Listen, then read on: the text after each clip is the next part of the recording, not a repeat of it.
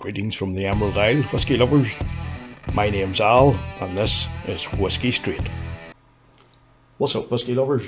Whisky Straight Al here, and thanks for joining me for another episode where I'll be continuing my spiritual odyssey through the wonderful world of whisky. And today I'm going to be doing that in the Highlands of Scotland, where I will be having a look at the Deanston Virgin Oak, which I've got here.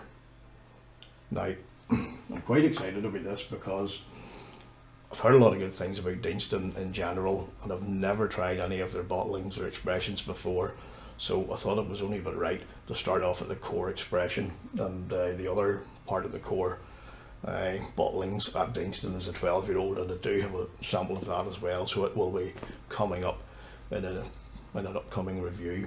Another reason why I'm quite excited about this review is because it's the first time I've got really into reviewing a sample that has been sent to me as part of my Dram Team subscription, and it really is long overdue because I've been subscribing to the Dram Team now for quite a while, and I just really haven't got around to doing any, but there's been quite a few samples built up, so there's a lot to work my way through over the weeks and months ahead.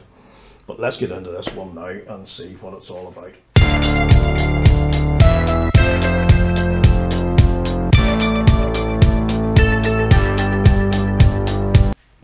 This is a non-age statement. It's non-chill filtered, and the colouring is all natural.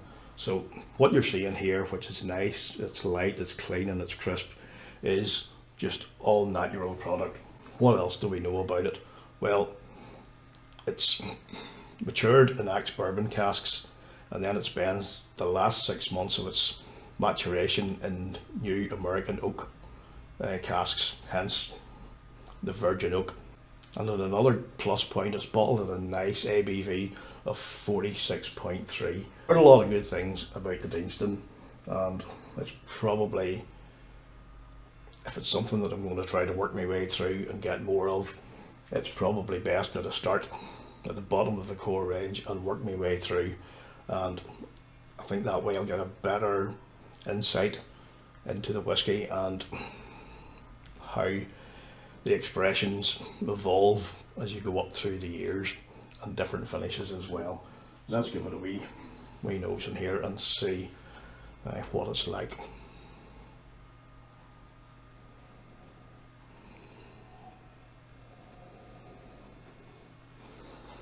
Straight off, you're coming in there, there's that oak. It really does have a very immediate presence when you're bringing it up to your nose. It's a gentle oak. But while it's gentle, there is a bit of vibrancy about it as well. It's not really that kind of oak that you're going to get in some of the bourbons, you know, that rich, heavy, sort of like charred, robust oak. This really is gentle, but as I say, there is a bit of vibrancy there as well, and it's clean and it's crisp.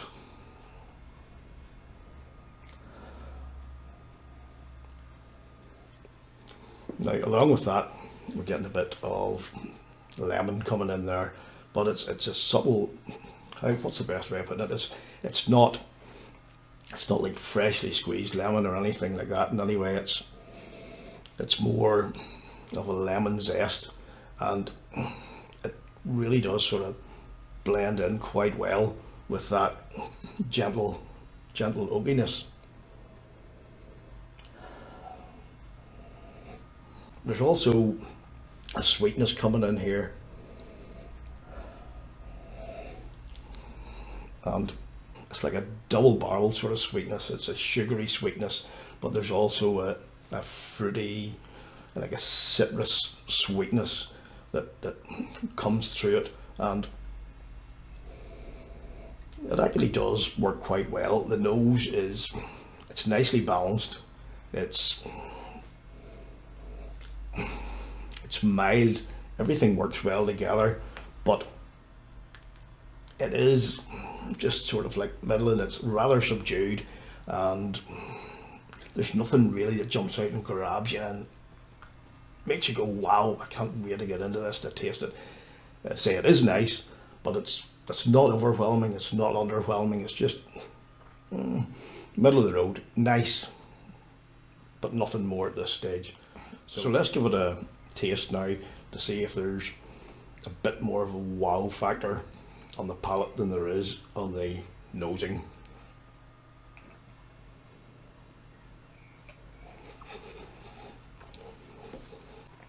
There's a surprising bite there at the start.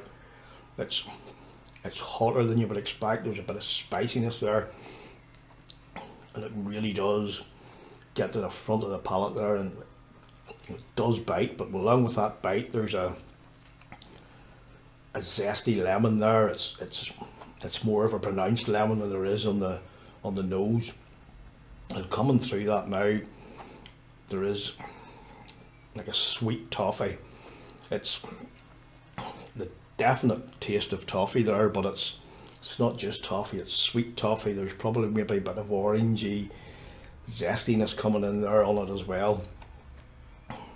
Quite surprising first sip now. I really wasn't expecting that bit of a kick. Still has a bit of a zing now on the second sip, but it's not as in your face. It doesn't take you by surprise this time, and there's more of a candy sort of note going on now. There'll be a bit of butterscotch in there. It does coat the tongue quite well now, and right around the palate, and the sweet toffee's still there, but I say the butterscotch is coming in on it as well. And definitely now as it spreads across the palate, it goes to the rear of the palate, and as it still clings to the inside of your mouth, there's a definite vanilla there. But because of that initial sort of bite and bit of heat and spiciness, it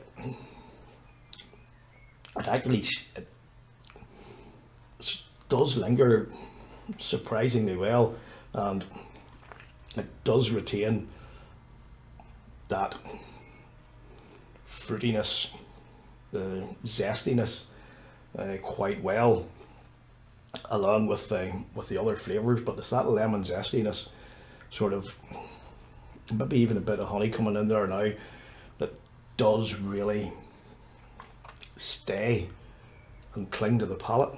It is altogether a very, very decent whisky. It's not outstanding, it's good.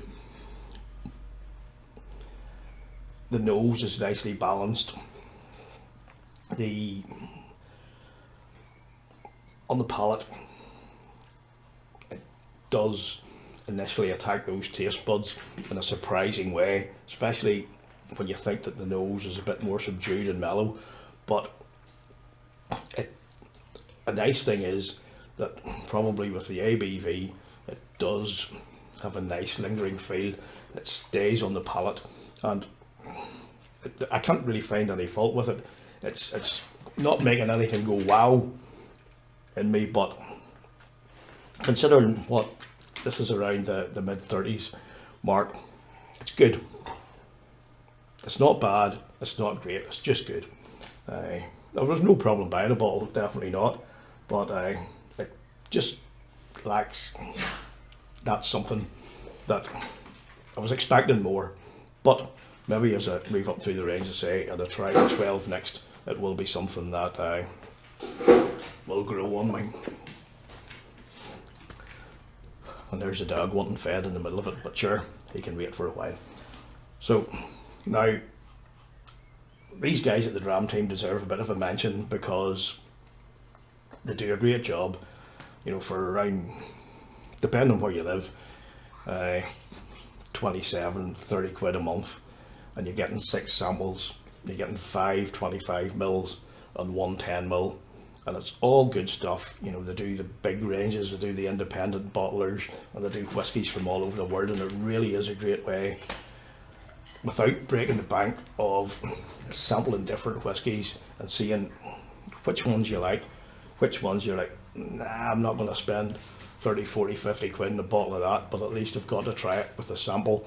Or on the other side of things, you've got, oh hell, this is really nice, I'm going to buy a bottle of this, I just have to have more of this, 25 mils not enough. So I'm going to put a link to them down below, and really do check them out. It's a great way, as I say, of exploring the world of whiskey without breaking the bank. And they really are a great bunch of guys to deal with. Customer service is first class, and I have to say they've been really good to me, and I've been in contact with them a few times and I can't say anything but good about them. So please check them out. So thanks for sharing your time with me. I really appreciate it. If you enjoyed it, give me the thumbs up. Don't forget to ring the bell down there as well, so you can stay up to date with all the notifications whenever I post a video. And put a wee comment in there as well to let me know what you think of the Deanston range, what you think of the virgin oak. So until next time, may your troubles be less, may your blessings be more, and may nothing but happiness come through your door. Until next time, friends, stay safe. Sláinte.